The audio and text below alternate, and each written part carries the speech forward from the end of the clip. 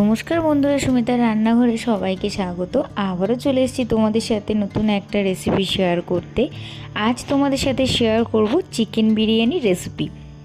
বিশেষ করো, এতটা চিকেন বিরিয়ানি খেতে ইচ্ছে করছিল না, কি বলবো। বরকে বলার মাত্রই বর বলল, তুমি তো এত ভালো বিরিয়ানি রান্না করতে পারো, তাহলে বাড়িতেই বানিয়ে ফেলো। যেমন কথা তেমনই কাজ। দেখো, আমি তার পরের দিনই বিরিয়ানি বানিয়ে নিয়েছি, নিয়ে আমরা দুজনে একদম তৃপ্তি করে খেয়েছি।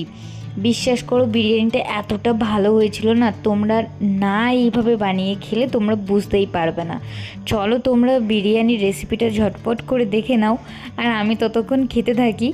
আর আমার খাওয়ার রিয়াকশানটা দেখে তোমরা বুঝতে পারছো, মানে আমি খেতেই রয়েছি, এতটা ভালো হয়েছিল বিরিয়ানিটা খেতে। এই বিরিয়ানিটা বানানোর জন্য দেখো, আমি প্রথমে জল গরম করতে দিয়েছিলাম ভাতটা রান্না করব বলে। জলের উপরে দিলাম আমি গোটা গরম মশলা, অল্প একটু জিরে, তেজপাতা দিয়ে জলটা বেশ ভালো করে গরম হয়ে গেছে। এবারে আমি ধুয়ে রাখা চালটা দিয়ে স্বাদ মতো লবণ আর অল্প একটু পাতিলেবুর রস দিয়ে দিচ্ছি। ভাতটা একদম সাদা হবে লেবু রসটা দেওয়ার কারণে। এবার একটু ভালো করে সব কিছু মিশিয়ে নিয়ে চাপা দিয়ে আমি ভাতটা 80% মতো করে নেব।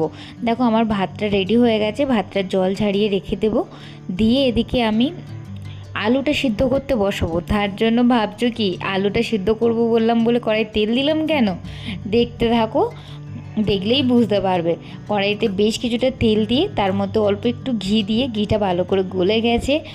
গলে গেলে আমি এর মধ্যে কেটে রাখা পেঁয়াজ দিয়ে পেঁয়াজটা বেশ লাল লাল করে ভেজে নিয়েছি। পেঁয়াজ ভাজা হয়ে গেছে। এবার পরিমাণ মতো জল দিয়ে দিয়েছি। দিয়ে জলের উপর একটু কাশ্মীরি রেড চিলি পাউডার, অল্প করে লবণ আর অল্প করে একটু হলুদ গুঁড়ো দিয়ে জলটা বেশ ভালো করে যখন ফুটে উঠেছে না, তখনই আমি কেটে রাখা আলুগুলো দিয়ে, আর উপর দিয়ে আলুর উপর দিয়ে দেবো আমি আদা রসুন বাটা। আদা রসুন বাটাটা দিয়ে আবারও একটু ভালো করে মিক্স করে নিয়েছি। নিয়ে ওর উপরে দিয়ে দিচ্ছি আমি 2 ফোঁটা মিঠা আতর দিয়ে, একদম ব্যাস, আর কোনো ঝামেলাই নেই। এবার চাপা দিয়ে তোমরা আলুটা একদম প্রপার সিদ্ধ করে নাও। দেখো, চাপা খুলে দেখে নিচ্ছি। দেখো, দেখে কালারটা দেখে কি মনে হচ্ছে বলো, কতটা ভালো হতে পারে। এরকমভাবে বিরিয়ানির আলুটা সিদ্ধ করলে না, আলুটার স্বাদটা হয় না জাস্ট ফাটাফাটি। এবার আলুটা দেখো আমার সিদ্ধ হয়ে গেছে। আমি আলুগুলো নামিয়ে নিচ্ছি। নামিয়ে নিয়ে তোমাদেরকে দেখো একটা ছুরির সাহায্যে দেখিয়ে দিচ্ছি আলুটা ভিতর থেকে কতটা সফট হয়েছে। এবার আলুটা ওরকম থাক। ওই গ্রেভির মধ্যে আমি দেখো মাংসগুলোকে, বিরিয়ানির মাংস করব, ওই জন্য পিসগুলো একটু বড় বড় করেছি আমি। এবার মাংসের পিসগুলো ভালো করে পরিষ্কার করে আমার এখানে ধোয়া আছে। এবার আমি গ্রেভির মধ্যে দিয়ে বেশ ভালো করে একটু নাড়িয়ে চাড়িয়ে নিয়ে চাপা দিয়ে দেবো। এবার আগে থেকেই আমার এর মধ্যে অনেক মশলা দেওয়া আছে। যদি একটু কম মনে হয় লবণ বা লঙ্কা গুঁড়ো, তাহলে তোমরা অল্প করে অ্যাড করে দিতে পারো। আমার কিছু কম মনে হয়নি, তাই আমি কিছুই অ্যাড করিনি। দেখো, চাপা দিয়ে মাংসটা বেশ ভালো করে 80%-এর মতো রান্না করে নিয়েছি।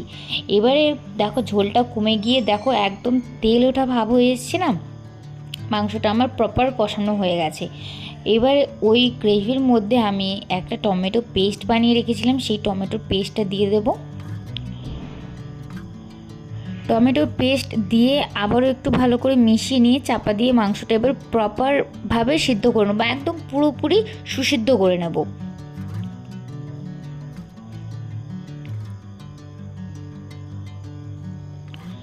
দেখো, মাংসটা আমার সিদ্ধ হয়ে গেছে। উপর দিয়ে আমি একটু বিরিয়ানি মশলা ছড়িয়ে দিয়ে নামিয়ে নেব। এবার দেখে বুঝতে পারছো মাংসতে কিন্তু একদম জল নেই, একদম তেল ওঠা ভাব হয়ে এসছে। এবার আমি নামিয়ে মাংসটাও ঠান্ডা করে নেব। এবার বিরিয়ানির জন্য একটা দুধের মিশ্রণ রেডি করে নিচ্ছি। এখানে আমি গুঁড়ো দুধ জলে একটু ভালো করে গুলিয়ে নিয়েছি গরম জলের সাথে। 1 চামচ গোলাপ জল, 1 চামচ কেওড়া জল আর অল্প একটু মিঠা আতর দিয়ে দুধটা গুলিয়ে রেখেছি। এবার একটা ডেকচি নিয়েছি, ডেকচির উপরে আমি কয়েকটা তেজপাতা বিছিয়ে দিয়েছি যাতে তলায় না লেগে যায়। উপর দিয়ে ভাতের একটা লেয়ার দিয়ে বিরিয়ানি মশলা ছড়িয়ে দিয়ে দুধের ওই মিশ্রণটা দিয়ে আলু, মাংস আর অল্প করে আলুর উপরে একটু গ্রেভি ছড়িয়ে দেব। গ্রেভি মানে ওই যে তেল ওঠার যে গ্রেভিটা ছিল, একদম ছড়িয়ে দিয়ে আবারও একটা ভাতের লেয়ার দিয়ে সেম প্রসেসে আমি 2টো লেয়ার হয়েছিল আমার এখানে, 2টো লেয়ারই আমি রেডি করে নিচ্ছি, দেখতে পাচ্ছ। এবার মাংসের উপরের যে মানে পুরো তেলটা ছিল না গ্রেভির, খানিকটা আমি তুলে রেখেছিলাম। দেখো, সেই তেলটা আমি ভাতের একদম উপরের লেয়ারে সুন্দর করে একটু দিয়ে দিচ্ছি। আর দিয়ে উপর দিয়ে একটু বিরিয়ানি মশলা আর দুধের ওই মিশ্রণটা দিয়ে চাপা দিয়ে আমি একটা প্যানের উপর ওটা বসিয়ে দিয়ে ভালো করে আমি আধা ঘন্টা দম দিয়ে নিয়েছি। এবার দেখো বিরিয়ানিটা দেখে বুঝতে পারছো কতটা ভালো হয়েছে। একদম ঝরঝরে রাইস, একদম একদম মাখনের মতো গলে যাচ্ছে আলুটা, আর মাংসর তো কোনো তুলনাই হবে না। একদম সব মিলিয়ে মিলিয়ে মিশিয়ে না বিরিয়ানিটা হয়েছিল একদম, মানে নাম্বার দিতে গেলে না 100-তে 100, 100-তে 200 বললেও খারাপ কিছু হবে না। বিরিয়ানিটা খেতে এতটা ভালো হয়েছে। তোমরা একবার এইভাবে আমার মতোভাবে বিরিয়ানিটা বাড়িতে ট্রাই করে দেখো, একদম দোকানের মতো টেস্ট হবে আর খেতে অসাধারণ হবে। আর আমার এই বিরিয়ানির রেসিপিটা যদি তোমাদের ভালো লাগে তাহলে like, comment, share and subscribe করতে ভুলো না। আবারও দেখা হবে নতুন কোনো ভিডিওর সাথে। ততক্ষণ সবাই সুস্থ থাকবেন, ভালো থাকবেন। ধন্যবাদ।